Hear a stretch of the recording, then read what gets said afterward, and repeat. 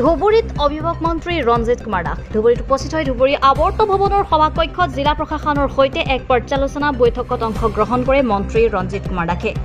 পৰ্যালোচনা বৈঠকৰ অন্তত সাংবাদিকক সাক্ষাৎ কৰি জয়ন্ত মল্ল বৰুৱাক নীতি শিক্ষাৰ প্ৰতিক্ৰিয়া প্ৰকাশ কৰে। মন্ত্ৰী দাসে কয়, গণতন্ত্ৰৰ চতুৰ্থ স্তম্ভক কোনেও আঘাত কৰিব নাপায়। হয়, গণতন্ত্ৰৰ চতুৰ্থ স্তম্ভক কোনেও আঘাত কৰিব নাপায়। এইদৰে কয় নিজৰে কেবিনেট মন্ত্ৰীৰ বিৰুদ্ধে গীৰ গাই প্ৰসংগত। মন্ত্ৰী ৰঞ্জিত দাস একালত সাংবাদিক আছিল আৰু সেয়ে সংবাদকৰ্মীৰ কষ্ট হেনো বুজি পায়। সাংবাদিকসকলে অত্যন্ত প্ৰহৰীৰূপে অতি কষ্টৰে কাম কৰি থাকে, সেয়ে সাংবাদিকক কোনেও আঘাত সানিব নালাগে। পাকে প্ৰকাৰে যেন এইবাৰ নীতি শিক্ষা দিলে জয়ন্ত মল্ল বৰুৱাক। মন্ত্ৰী জয়ন্ত মল্ল বৰুৱাৰ কথাত অসন্তুষ্ট প্ৰকাশ মন্ত্ৰী ৰঞ্জিত দাসৰ। সমাজৰ হিতৰ বাবে দিন ৰাতিয়ে কাম কৰা সাংবাদিকসকলে সাংবাদিকক সন্মান জনাবলৈ আহ্বান জনালে জয়ন্ত মল্ল বৰুৱাক।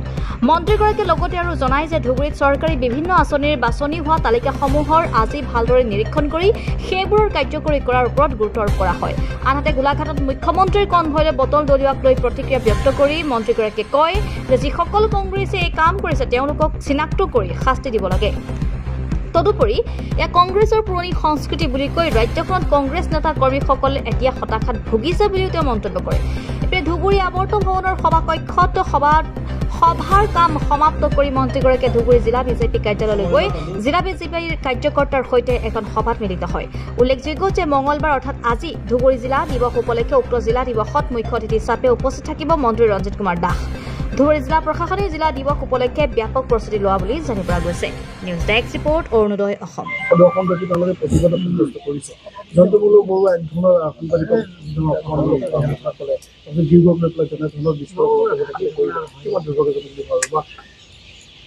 এইটো এটা বিষয় বুলি নহয়, এনেকুৱা মাজে মাজে সংঘাত জনপ্ৰতিনিধি আৰু আমাৰ যি সাংবাদিকসকলৰ মাজত সংঘাত তেনেকুৱাকৈ হৈ থাকে। অকল জনপ্ৰতিনিধি বুলিয়ে নহয়, আমাৰ যিকোনো বিষয়ৰ লগতো এনেকুৱা সংঘাত হৈ থাকে। মই ভাবোঁ, যিহেতু মই নিজে এগৰাকী সংবাদকৰ্মী বা প্ৰাক্তন সংবাদকৰ্মী, যে আজি যিহেতু আমাক সংবাদপত্ৰ বা সংবাদ মাধ্যমক চতুৰ্থ স্তম্ভ বুলি কোৱা হয়, আৰু এই কথাষাৰ এনেই কোৱা নহয়, নিশ্চিত ৰূপত বাস্তৱতা আছে সেইকাৰণে কোৱা হয়। গতিকে এই যি আমাৰ গণতন্ত্ৰৰ চতুৰ্থ স্তম্ভ, এই চতুৰ্থ স্তম্ভক কোনো আঘাত কৰিবলৈ নাপায়। আৰু আঘাত এইকাৰণে কৰিব নাপায় যাতে আমাৰ আগন্তুক য'ত সামাজিক ব্যৱস্থাটো যাতে বিশৃংখল নহয়, সেইটোৰ কাৰণেহে সংবাদ মাধ্যমে দিনে নিশা অতন্ত্ৰ প্ৰহৰী হৈ কাম কৰি থাকে। গতিকে যিসকলে অতন্ত্ৰ প্ৰহৰী হৈ কাম কৰি থাকে, মই ভাবোঁ যে ন্যায়ালয়ৰ জাজগৰাকীৰ যিটো ভূমিকা, ঠিক তেনেকুৱাকৈ আমাৰ যি এক্সিকিউটিভৰ বিষয়াসকলৰ যিটো ভূমিকা বা লেজিছলেটিভৰ বিধায়কসকলৰ যিটো ভূমিকা, একেধৰণৰ সাংবাদিকসকলৰ ভূমিকা। গতিকে প্ৰত্যেকৰে ভূমিকাক আমি সন্মান জনাব লাগিব। আমি অকল এনেকুৱা নহয় যে বিধায়ক মানে বহুত ডাঙৰ বস্তু, কাৰণ বিধায়ক মানে যে একো ডাঙৰ বস্তু নহয়। আমি বিষ্ণুপ্ৰসাদ ৰাভাৰ ক্ষেত্ৰত দেখিছোঁ যে তেখেতেও বিধায়ক আছিলে, বিষ্ণুপ্ৰসাদ ৰাভা, কিন্তু কোনো নাজানে বিষ্ণুপ্ৰসাদ ৰাভাক বিধায়ক বুলি। তেওঁ এগৰাকী শিল্পী বুলি জানে, জনে কলাগুৰু বুলি জানে। ডক্টৰ ভূপেন হাজৰিকা তেওঁ এগৰাকী বিধায়ক আছিলে, কিন্তু কোনো নাজানে, মানুহে ক'লে বিশ্বাস নকৰিব। তাৰমানে ভূপেন হাজৰিকা বিধায়ক আছিলে, তেখেতে বিধায়ক। আমি যদি চাওঁ মানিকপুৰৰ যদি কৃষ্ণানন্দ ব্ৰহ্মচাৰী, শ্ৰীমদ কৃষ্ণানন্দ ব্ৰহ্মচাৰী 10 বছৰৰ কাৰণে বিধায়ক আছিলে, কোনো নাজানে, কিন্তু তেখেতে এগৰাকী শ্ৰীমন্ত শংকৰদেৱৰ এগৰাকী আধ্যাত্মিক এটা শিষ্য। গতিকে বিধায়ক পদবোৰ যে যিসমূহ ৰাজ্যত আমাৰ যিমানবোৰ পদ আছে, সেই পদতকৈ যে একেবাৰে অৱহেলিত অৱনিম্ন পদ, সেই কথাষাৰ প্ৰমাণ কৰিছে কলাগুৰু বিষ্ণুপ্ৰসাদ ৰাভাই হওক, ভূপেন হাজৰিকাই প্ৰমাণ কৰিছে, শ্ৰীমদ কৃষ্ণানন্দ ব্ৰহ্মচাৰীয়ে প্ৰমাণ কৰিছে। গতিকে সেইকাৰণে সেই বিধায়কৰ যি ভেলু আছে, ঠিক সমান্তৰালভাৱে একোগৰাকী ন্যায়ালয়ৰ ন্যায়াধীশৰো একে সন্মান থাকে, ঠিক একেধৰণৰ একোগৰাকী বিষয়া এক্সিকিউটিভ তেওঁলোকৰো একে থাকে, আৰু ঠিক একেধৰণৰ সাংবাদিকসকলৰ একে ভূমিকা থাকে। গতিকে আমাৰ সংবিধানখন আগুৱাই নিয়াৰ ক্ষেত্ৰত, গণতন্ত্ৰৰ ধাৰা অব্যাহত ৰখাৰ ক্ষেত্ৰত 4টা স্তম্ভৰ প্ৰয়োজন। গতিকে 4টা স্তম্ভৰ মাজত যেতিয়া বুজাবুজি থাকিব, তেতিয়াহ'লে আমাৰ আগন্তুক সমাজত কোনো বিশৃংখল সৃষ্টি নহ'ব। কোল্ড ষ্ট'ৰেজটো প্ৰয়োজন আছে, কিন্তু কোল্ড ষ্ট'ৰেজৰ বিষয়টো অলপ অন্য ধৰণৰ। কাৰণ কিয় কোল্ড ষ্ট'ৰেজ এটা PPP মডেলত হ'ব লাগিব। কোল্ড ষ্ট'ৰেজ অকল চৰকাৰে কৰিব নোৱাৰে, কাৰণ কিয় কোল্ড ষ্ট'ৰেজ কৰিব লাগিলে পাহাৰ যিটো কাষত কৰিব লাগিব। কাৰণ কিয় কোল্ড ষ্ট'ৰেজ যদি তাত যদি 1 ঘণ্টা কিয়, তাত যদি আধা ঘণ্টা যদি তাত যদি বিদ্যুতি ঘটে, সেই ভিতৰত থকা সমগ্ৰ সামগ্ৰীসমূহ তাত পচি যাবগৈ। গতিকে ছাফিচিয়েণ্ট ষ্টেণ্ড বাই জেনেৰেটৰ 2-3টা লাগিব, তেতিয়াহে কোল্ড ষ্ট'ৰেজ সফল হ'ব। দ্বিতীয় হৈছে কি, কোল্ড ষ্ট'ৰেজ ৰখাৰ যি সামগ্ৰী, সেই সামগ্ৰীৰ কাৰণটো গুডনবোৰ সৰু কোল্ড ষ্ট'ৰেজ বনালে লাভৱান নহয়। ডাঙৰ কোল্ড ষ্ট'ৰেজ বনালে দিনহাতে যেনেকুৱাকৈ আলুৰ ক্ষেত্ৰত যথেষ্ট মাৰ্কেট আছে কাৰণে তাত কোল্ড ষ্ট'ৰেজৰ প্ৰয়োজনটো আছে। কিন্তু আমাৰ ইয়াতে ক'ৰবাত যদি মাৰ্কেট আছে তেনেকুৱাকৈ বিজ্ঞান ভিত্তিত তেনেকুৱা মাৰ্কেট গঢ়ি উঠা নাই, যাৰ কাৰণে কোল্ড ষ্ট'ৰেজ বনালে নহ'ব। কিন্তু এণ্ড টু এণ্ড লিংকেজ লাগিব, য'ত যথেষ্ট উৎপাদন হয়, য'ত তাত আমি কোল্ড ষ্ট'ৰেজ বনাব লাগিব। কিন্তু সেই কোল্ড ষ্ট'ৰেজ বনালে নহ'ব, তাত পাৱাৰ ছাপ্লাইটো চাফিচিয়েণ্ট থাকিব লাগিব। গতিকে কোল্ড ষ্ট'ৰেজ এনে নাই বুলি ক'লে নহ'ব।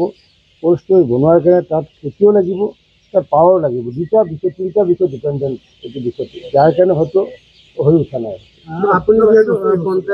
যিসকল তেনেকুৱাকৈ ভুল তথ্য দিছে আৰু যিসকল দিয়াৰ ক্ষেত্ৰত যাৰ অভিযোগ আছে, তেওঁলোকে যদি RTI কৰি ভুল তথ্যটো যদি ওলাই লৈ পেলাই যদি হাইকোৰ্টৰ ওচৰত যদি চাপে, আৰু হাইকোৰ্টে যদি আমাৰ ৰাজ্যিক নিৰ্বাচনী বিষয়ত যদি আমাক যদি দায়িত্ব অৰ্পণ কৰে যে বাতিল কৰাৰ কাৰণে, তেতিয়াহে ৰাজ্যিক নিৰ্বাচন আয়োগে বাতিল কৰিব পাৰিব। অন্যথাই এনকুৱাৰী প্ৰচেছত গ'লে তেওঁলোকে হয়তো জিলা নিৰ্বাচনী বিষয়াৰ ওচৰত দিব লাগিব এনকুৱাৰী, সেইটো এনকুৱাৰী আকৌ পঠাব লাগিব ৰাজ্যিক নিৰ্বাচনী আয়োগ, ৰাজ্যিক নিৰ্বাচনী আয়োগে আকৌ এনকুৱাৰী অফিচাৰ এপইণ্ট কৰিব লাগিব। সেইটো দীঘলীয়া প্ৰক্ৰিয়া। গতিকে কাৰোবাৰ যদি তেনেকুৱা অভিযোগ আছে যে ভুৱা শপতনামা দাখিল কৰিছে, তেতিয়াহ'লে তেওঁলোকক RTIৰ জৰিয়তে সেই শপতনামাৰ কপি উলিয়াই তেওঁলোকে যদি হাইকোৰ্টৰ পৰা যদি তেওঁলোকে এটা ইনজাংচন লৈ আনে, তেতিয়াহ'লে ৰাজ্যিক নিৰ্বাচনী আয়োগে এই বিষয়টো ব্যৱস্থা ল'ব পাৰিব। আৰু সেইটো আমিও অভিযোগ পাইছোঁ, কিন্তু যিসকল বেচিছে তেওঁলোকেও দোষী আৰু যিয়ে কিনিছে তেওঁ দোষী। গতিকে দুটা পক্ষৰ পৰা তেনেকুৱা অভিযোগ এতিয়া পোৱা নাই। হয়তো কোনোবাই কৈছে, হয়তো হাৰাৰ পিছত কৈছে, কিন্তু আদালতত এফিডেভিট কৰিছে যে মই আপোনাক 5 বছৰৰ কাৰণে ছাপোৰ্ট কৰিম, আৰু যদি ছাপোৰ্ট নকৰোঁ, উইথড্ৰ কৰোঁ, তেনেহ'লে আপোনাৰ টকা ঘূৰাই দিম। নহয়, এতিয়া তেনেকুৱা নিশ্চিতভাৱে আইনৰ ব্যৱস্থা ল'ব, কাৰণ যিহেতু আদালতত যিহেতু ওচৰ চাপিছে, গতিকে মোৰ ক'বলগীয়া একো নাই। নিশ্চিতভাৱে আইনৰ ব্যৱস্থা ল'ব। গোলাঘাটত কিছু সময় পূৰ্বে মুখ্যমন্ত্ৰী গৈছিলে, তেখেতে কংগ্ৰেছ কৰ্মীয়ে বটল তুলি আছে, তাক লৈ পেলাই প্ৰতিক্ৰিয়া সৃষ্টি হৈছে। চাওক, আমি কংগ্ৰেছৰ কালচাৰ আমি জানো। এতিয়া মই এতিয়ালৈ নিশ্চিত নহয়, কাৰণ গৃহ বিভাগৰ কোনো ধৰণৰ স্পষ্টীকৰণ পোৱা নাই বা মই DGPৰ লগত কথা পতা নাই এতিয়া। কিন্তু কংগ্ৰেছৰ কালচাৰ হৈছে কি, যে কংগ্ৰেছে এতিয়া হতাশাত ভুগিছে। কাৰণ কিয়, যিহেতু আমাৰ মাননীয় মুখ্যমন্ত্ৰী ডাঙৰীয়াই হওক বা আমি মন্ত্ৰীসকলে সেই দিনে নিশা আমি বিভিন্ন জিলাসমূহ পৰিভ্ৰমণ কৰি উন্নয়নমূলক কাম কাজত ব্যস্ত হৈ আহিছোঁ। আৰু উন্নয়নমূলক কাম কাজত অকল ব্যস্ত হোৱা নহয়, যিহেতু আমাৰ যিবোৰ উন্নয়নমূলক কাম কাজ সেইবোৰৰ লগত পোনপটীয়াকৈ ৰাইজৰ যিটো সম্পৰ্ক, গতিকে এতিয়া ৰাইজৰ হৃদয়ত যিহেতু ভাৰতীয় জনতা পাৰ্টীৰ বা মিত্ৰজোঁটৰ হৃদয়ত যিহেতু বাস কৰিছে, আৰু কংগ্ৰেছে যিহেতু পদুলিমুখত আছে, গতিকে হতাশাগ্ৰস্ত হৈ তেওঁলোকৰ কিছুমান কৰ্মীয়ে এনেকুৱাকৈ আচৰণ তেওঁলোকে কৰিছে বা কৰা বুলি হয়তো ভবা হৈছে। মই ভাবোঁ এইটো এটা কংগ্ৰেছ কালচাৰ, এইটো আজিৰ কালচাৰ নহয়, এইটো পুৰণা কালচাৰ। এইটো নিশ্চিত ওপৰত গৃহ বিভাগে এই ক্ষেত্ৰত, কাৰণ বৰ্তমান গৃহ বিভাগ একেবাৰে এটা সফল বিভাগ, আৰু যিকোনো ক্ৰাইম তেওঁ য'তে নাথাকক কিয় কৰায়ত্ব কৰিবলৈ সক্ষম হৈছে। গতিকে এনেকুৱা কেছত যিসকল জড়িত তেওঁ নিশ্চিত ওপৰত আইডেণ্টিফাই কৰিব, কাৰণ মুখ্যমন্ত্ৰীৰ কণ্ঠত গাড়ী দলিওৱাটো, যিকোনো বটল দলিওৱাটো গুৰুতৰ অপৰাধ। গতিকে এই অপৰাধৰ পৰা যদি কোনো হাৰি যাব নোৱাৰে, তাৰ কাৰণে মই অসম আৰক্ষীক আহ্বান জনাইছোঁ। আজি আমাৰ কাৰণে এটা উল্লেখযোগ্য দিন হ'বগৈ, কাৰণ আমাৰ ধুবুৰী জিলাৰ প্ৰায় 2,500 ল'ৰা ছোৱালীয়ে তেওঁলোকক যি CM ত্ৰিপুলে যি আমি আঁচনি প্ৰৱৰ্তন কৰিছিলোঁ, তাতে আজি বাছনি আজি চূড়ান্ত কৰা হ'ব। গতিকে মই ভাবোঁ এনেকুৱা 2,500 ল'ৰাই নতুনকৈ আজিৰ পৰা উদ্যমী হিচাপে তেওঁলোকে স্বীকৃতি পাবলৈ সক্ষম হ'ব।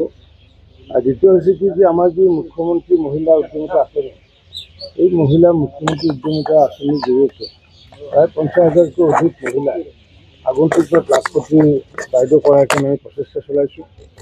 আৰু সেইকাৰণে তেওঁলোকক প্ৰথম পৰ্যায়ত আমি 10,000 টকা, পৰৱৰ্তী সময়ত 25,000, পৰৱৰ্তী সময়ত 50,000 টকা, আৰু সৰ্বমুঠ 3 বছৰত 1 লাখ টকা তেওঁলোকক নিজে স্বাৱলম্বী হোৱাৰ কাৰণে আমি তেওঁলোকক আৰ্থিক সাহাৰ্য আগবঢ়াইছোঁ। মই ভাবোঁ যে অসমত 30 লাখ যিহেতু আমাৰ চেল্ফ হেল্প গ্ৰুপৰ সদস্য আছে, আৰু প্ৰতিগৰাকী সদস্যাই যদি 1 লাখকৈ যদি ইনকাম কৰে, তেতিয়াহ'লে মই ভাবোঁ যে 30,000 কোটি টকা অসমত আগন্তুক দিনত অসমৰ মহিলাই ইনকাম কৰিব পাৰিব। আৰু মহিলাসকল যেতিয়া আত্মনিৰ্ভৰ হ'ব, তেতিয়াহে আমি অসমখন আত্মনিৰ্ভৰ কৰিব পাৰিম। মাননীয় মুখ্যমন্ত্ৰী ডাঙৰীয়াই কোৱাৰ দৰে যে অসমখন যদি 1ৰ পৰা 5 নম্বৰৰ ভিতৰত আনিব লাগে, অকল আমি দলং, মেডিকেল কলেজ, ইঞ্জিনিয়াৰিং কলেজ কৰিব নোৱাৰিম।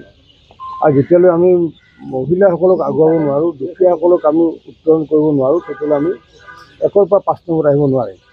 যাৰ কাৰণে মুখ্যমন্ত্ৰী ডাঙৰীয়াই যি আমাৰ মহিলাসকলক উদ্যমী কৰাৰ কাৰণে ব্যৱস্থা কৰিছে। মই ভাবোঁ এনেকুৱাকৈ প্ৰায় 30 লাখ মহিলা, ধুবুৰীৰো প্ৰায় 50,000তকৈ অধিক মহিলা, 30 লাখ মহিলা যদি আগন্তুক দিনত আত্মনিৰ্ভৰ হয়, তেতিয়া নিশ্চিত ৰূপত অসম আত্মনিৰ্ভৰ হ'ব।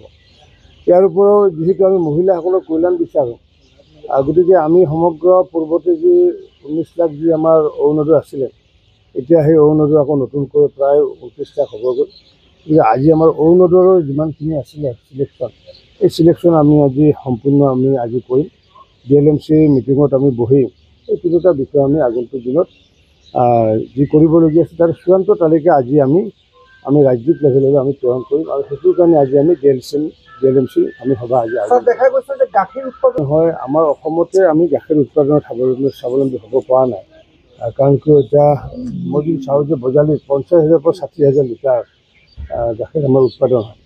এতিয়া গাখীৰ উৎপাদন কৰাৰ ক্ষেত্ৰত বিশেষকৈ আজি যি নতুন যিটো ফ্ৰজেন চিমেণ্ট ব্যৱহাৰ কৰা হয়, ফ্ৰজেন চিমেণ্ট যেতিয়া ব্যৱহাৰ কৰা হয় তেতিয়াহ'লে যি তাৰ গৰু পোৱালি যি জন্ম হয়, সাধাৰণতে গৰু পোৱালি জন্ম হয়, যি মাইকী গৰু পোৱালি জন্ম হয়, আৰু তেতিয়া সেই প্ৰচেষ্টাটো যদি আমি সকলোৱে লওঁ তেতিয়াহ'লে নিশ্চিত ৰূপত গাখীৰটো বাঢ়িব। এতিয়াও আমি কনডেন্স মিল্ক অসমত আমি গাখীৰৰ ওপৰত ডিপেণ্ড কৰোঁ, বাহিৰৰ মানুহৰ ওপৰত ডিপেণ্ড কৰোঁ, আমুলৰ ওপৰত ডিপেণ্ড কৰোঁ বা ফেৰেক্সৰ ওপৰত ডিপেণ্ড কৰোঁ, এনেকুৱা কনডেন্স মিল্কৰ ওপৰত ডিপেণ্ড কৰোঁ।